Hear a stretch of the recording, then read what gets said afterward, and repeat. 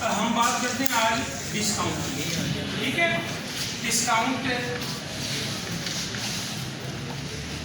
Discount क्या होता है? डिस्काउंट कहते हैं रिबेट को, कंसेशन को। ठीक है, कंसेशन यानी कमी को, रियायत। उर्दू तर्जुमा इसका जो है वो रियायत है। ठीक है, कंसेशन है, कमी है। ठीक, तो डिस्काउंट जो है वो बेसिकली दो तरह का होता है। एक डिस्काउंट होगा trade discount.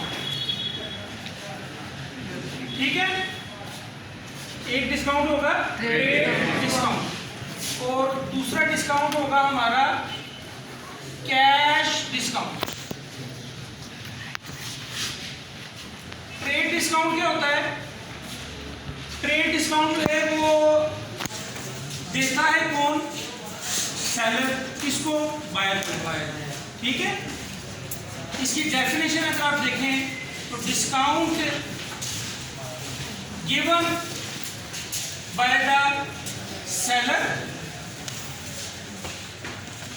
To the buyer on bulk purchases.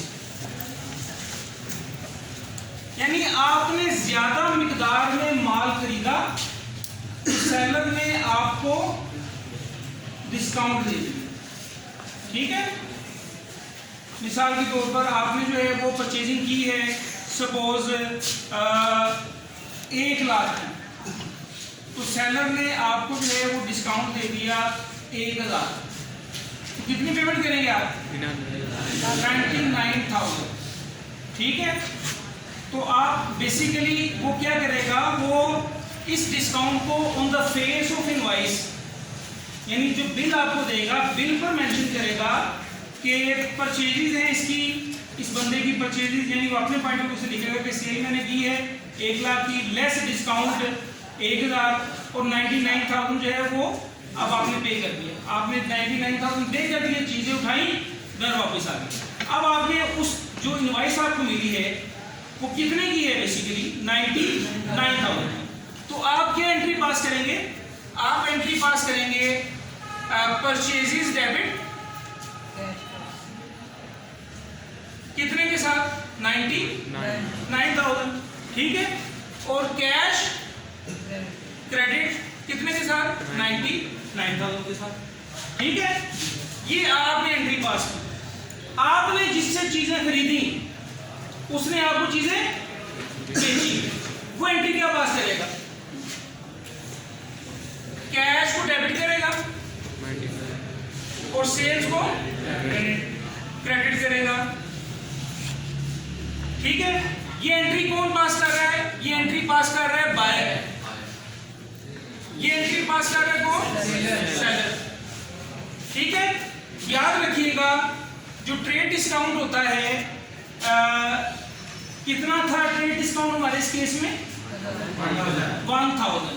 Trade discount को आप बुक्स ऑफ अकाउंट में शो नहीं करते। ट्रेड डिस्काउंट को बुक्स ऑफ अकाउंट में शो नहीं किया जाता। ठीक है, एक पहला फीचर तो ये कि not recorded in books of account. ठीक है, दूसरा feature given on bulk purchases. ठीक है,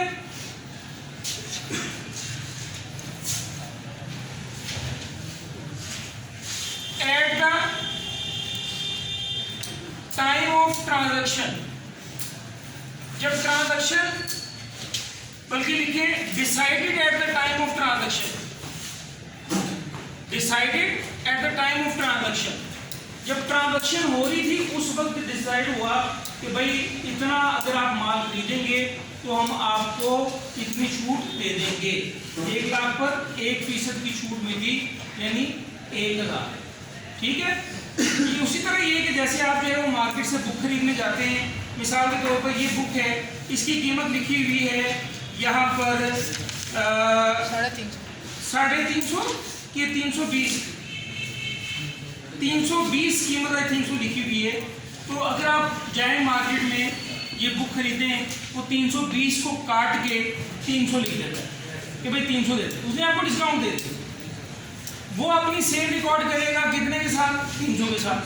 आप अपनी परचेज रिकॉर्ड करेंगे कितने के साथ? 300 के साथ। बेसिकली ट्रेड डिस्काउंट जो है वो बार्गेनिंग को अवॉइड करने के लिए दिया जाता है कि कस्टमर जो है वो बार्गेनिंग ना करे, ठीक है, बहस ना करें उससे, हमने ऑलरेडी आपको डिस्काउंट दे दिया। क्लियर होगी बात? तो ट्रेड डिस्काउंट जो है ऐसा डिस्काउंट होता है जो सेलर देता है किसको? बायर को। किस मौके पर? ऑन बल्क परचेज, ज्यादा मिकदार में चीजें अगर आप खरीदते, ठीक है, तो बल्क परचेज ना भी हो तो सेलर बायर को डिस्काउंट दे सकता है, वो भी ट्रेड डिस्काउंट ही कहलाएगा।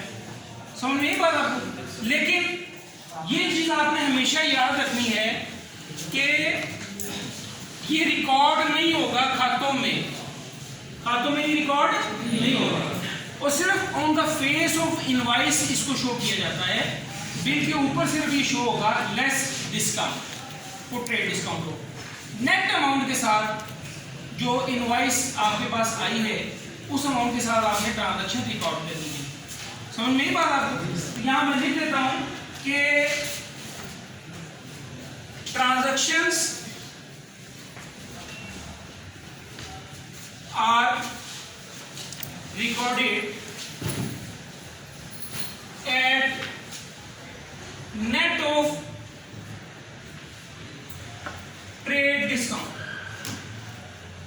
ट्रांजैक्शन को किस तरह रिकॉर्ड करना है? ट्रेड डिस्काउंट नेट ऑफ करके, ठीक है। ये जो चीजें आपने खरीदी हैं तो बेसिकली इसकी प्राइस कितनी थी? 1 लाख रुपया, ठीक है। आपने इसमें से लेस कर दिया क्या? 1000। वो 1000 क्या है? Trade discount. ट्रेड डिस्काउंट क्या है? ठीक है, 1000 आपने इसमें से लेस कर दिया, बाकी कितना रह गया? 99,000। सो ये 99,000 जो है ये अमाउंट कहलाती है net of trade discount. Net of trade discount यानी इस अमाउंट के साथ आपने ट्रांजैक्शन को रिकॉर्ड करना है। बात याद रहेगी? ठीक है, कि ट्रेड डिस्काउंट को नेट ऑफ करके फिर आपने ट्रांजैक्शन को बुक्स ऑफ अकाउंट्स में रिकॉर्ड करना है, ठीक है। क्लियर होगी बात? अब कैश डिस्काउंट की बात करते हैं। इसमें सेलर और बायर था, दो पार्टीज इन्वॉल्व थी, एक सेलर था एक बायर था, ठीक है। अब ये कैश डिस्काउंट क्या कहता है? Discount given by the creditor to the debtor on prompt payment। prompt किसको कहते हैं? जल्द अदायगी पर। इसमें रिलेशनशिप किसका था? सेलर और बायर का। समझ में आ रही बात? इसमें रिलेशनशिप किसका है? क्रेडिटर और डेटर का। तो क्रेडिटर और डेटर कब क्रिएट होते हैं? जब कैश ट्रांजैक्शन होती है कि उधार की ट्रांजैक्शन होती है? दोनों।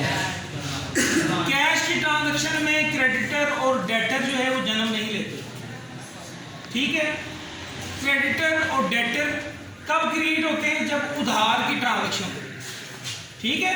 मिसाल के तौर पर मैं सेलर बन जाता हूं, आप बायर बन जाते हैं, अनस जो है वो बायर बन जाता है, ठीक है।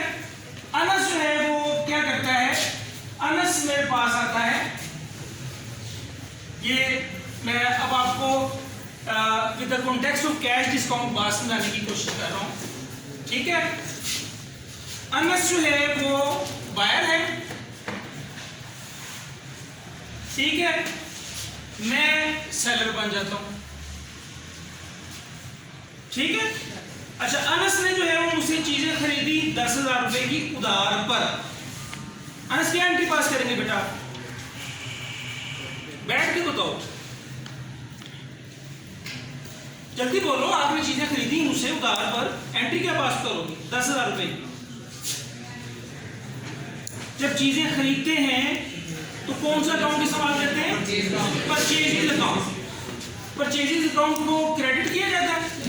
No debit. ठीक है, तो अनस जो है वो परचेजिंग अकाउंट को डेबिट करेंगे। ठीक है, कितने के साथ?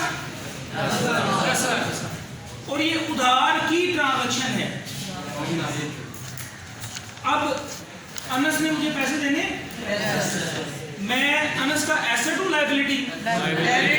लायबिलिटी बढ़ रही है कम हो रही है? लायबिलिटी जब बढ़ती है तो डेबिट होती है। तो अनस ताहिर को क्या कर देगा? क्रेडिट 10,000। तो अब दूसरी तरफ मैं एंट्री क्या पास करूंगा? मैंने चीजें बेची हैं, सेल्स क्रेडिट कर दूंगा। सेल्स अकाउंट आपको पता है कि बाय डिफॉल्ट क्रेडिट अकाउंट होता है 10,000 के साथ। ठीक है, और मैंने कैश नहीं लिया, कैश मैंने पैसे लेने हैं किससे? अनस मेरा एसेट होगा लायबिलिटी। ठीक है, एसेट बढ़ेगा तो क्या होगा? अनस को मैंने डेबिट कर दिया 10,000 के साथ। अब ये एक रिलेशनशिप क्रिएट हो गया। मैंने पैसे लेने हैं किससे? जिससे पैसे लेने हो वो क्या कहलाता है? वो क्या कहलाता है? एसेट। उसकी स्पेसिफिक टर्म क्या है? डेटर। जिससे पैसे लेने हो वो क्या कहलाता है? अनस ने मुझे पैसे देने, तो मैं अनस का क्या कहलाया? क्रेडिटर। अच्छा, अब यहां पर बात ये तय हुई थी कि जनवरी 1 को ये एंट्री पास हुई। टर्म्स एंड कंडीशन ये तय हुई थी कि अगर अनस जो है 10 दिन के अंदर अंदर पेमेंट कर देगा तो मैं अनस को 500 रुपया छोड़ दूंगा। ठीक है, मैंने अनस को क्या किया? एक डिस्काउंट पीरियड दिया, डिस्काउंट पीरियड। और ये डिस्काउंट पीरियड कितने दिनों का है? 10 डेज का डिस्काउंट पीरियड। 1 जनवरी को ये ट्रांजैक्शन टेक प्लेस हुई। 8 जनवरी को अनस साहब जो है वो मेरे पास आ गए पैसे लेके। अब according to the terms and condition अनस मेरे पास विद इन डिस्काउंटेड पीरियड आए। ठीक है, डिस्काउंट पीरियड के दौरान ही आया ना, अभी 10 दिन खत्म नहीं हुए। तो मैं अब अनस से कितने पैसे लूंगा? 9,500। अनस कैश दे देंगे। अनस जब आप कैश देंगे तो कैश को डेबिट करेंगे क्रेडिट करेंगे? अनस से पूछने दे बेटा, कैश आपसे जा रहा है, क्या करेंगे? कैश को क्रेडिट करेंगे। अनस कैश को क्रेडिट कर देंगे कितने के साथ? 9,500। मुझे अब ये बताएं कि ये जो ताहिर है ये आपका एसेट है लायबिलिटी है? लायबिलिटी है। जब आपने 9,500 ताहिर को दे दिया तो ये 10,000 की लायबिलिटी खत्म हो गई, डिक्रीज हो के खत्म हो गई। लायबिलिटी जब कम होती है डेबिट, तो आप ताहिर को कर लोगे क्या? डेबिट। कितने के साथ? 10,000 के साथ। लायबिलिटी तो इसकी 10,000 की कम हुई। बाय पेइंग 9,500 यानी 9,500 अदा करके अनस की लायबिलिटी 10,000 की कम हो गई। अनस को फायदा हुआ, इनकम हुई। कितनी? 500। इनकम रेवेन्यू बढ़ता है तो क्रेडिट होता है। ठीक है, तो यहां पर 500 मजीद क्रेडिट होगा। ठीक है, और उसको क्या नाम देंगे? इस नाम से पुकारूं, क्या नाम है तुम्हारा? Discount received account. Discount received. ये इनकम है, इनकम बढ़ रही है तो ये क्या होगी? क्रेडिट होगी। इनकम बढ़ रही है तो क्या होगी? ठीक है। अच्छा, अब इधर देखें मेरी तरफ। ठीक है, मेरे पास क्या आया? कैश। मेरे पास कैश आया तो मैं कैश को डेबिट करूंगा क्रेडिट?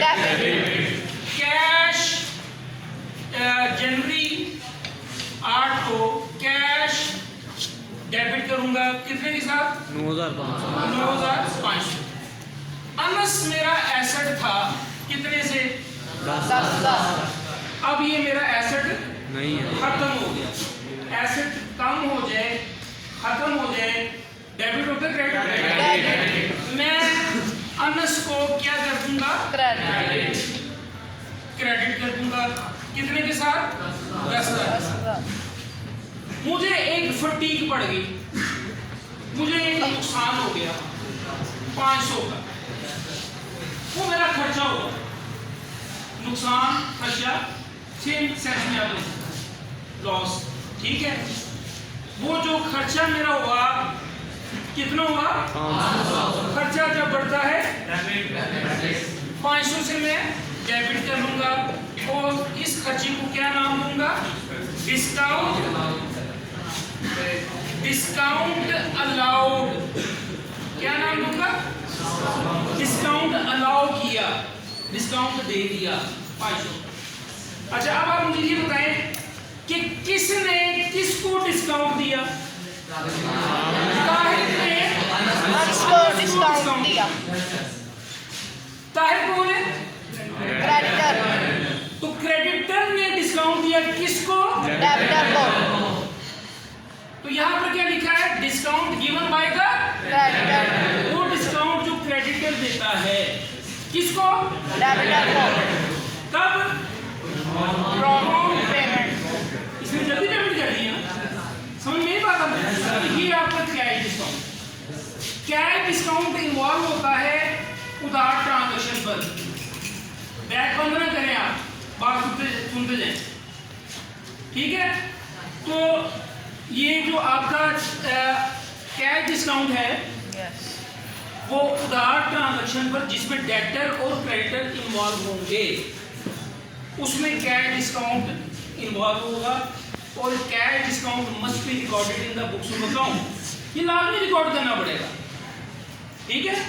ट्रेड डिस्काउंट आपने रिकॉर्ड नहीं करा उसको नेट ऑफ करके आपने रिकॉर्ड करना जबकि कैश डिस्काउंट जो है वो आपने अपने बुक्स ऑफ अकाउंट में रिकॉर्ड करना पड़ेगा चाहते ना चाहते भी रिकॉर्ड करना पड़ेगा। अगर वो जल्दी पेमेंट कर देता है तो ये इसकी रिकॉर्डिंग लाजमी है ठीक है। अच्छा अब यहाँ से हमें ये बात पता चली कि डिस्काउंट अलाउड जो है डिस्काउंट अलाउड ये क्या है खर्चे डिस्काउंट अलाउड खर्चा है ठीक है। और खर्चा क्या होता है डेबिट होता है ठीक है। दूसरी बात हमें ये पता चली ये डिस्काउंट रसीद ये इनकम है ठीक है। तो डिस्काउंट रसीद ये इनकम है इनकम क्रेडिट है ठीक है। अच्छा अब मजीद आपको बात बताता चलूं अगर लिखा हो डिस्काउंट अगर लिखा हो डिस्काउंट और उसके सामने लिखा हो डेबिट तो ये कौन सा डिस्काउंट होगा डिस्काउंट और अगर लिखा हो डिस्काउंट और उसके सामने लिखा हो क्रेडिट ये कौन सा डिस्काउंट होगा और ट्रेड डिस्काउंट को आपको पता है कि बुक्स ऑफ अकाउंट्स में रिकॉर्ड ठीक है। मैं उम्मीद करता हूं कि आपको बात